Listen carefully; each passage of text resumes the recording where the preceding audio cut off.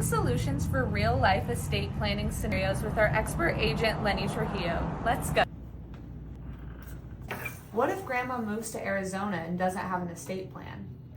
Well, Grandma moves to Arizona, doesn't have an estate plan, and something drastic happens in her life. We want to make sure that her family is going to be protected. Without a plan, she's looking at things like possible probate, conflict within her family, and the distribution that she had in her mind may not occur.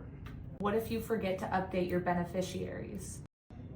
If you neglect to update your beneficiaries, I can actually tell you a real life case where a divorced couple came into my office and she was trying to cash in a life insurance policy for her current husband that had the beneficiary of his ex-wife on the beneficiary designation. So at the end, the ex-wife has a choice. Do I give her the money or don't I? And I think we all know the answer to that. If a trustee needs to be changed? It's not a matter of whether or not a trustee needs to be changed. It's a matter of whether or not there's a backup to the trustee.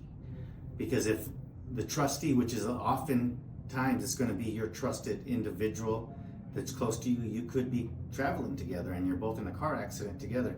You want to be able to have a plan A, a plan B, and a plan C.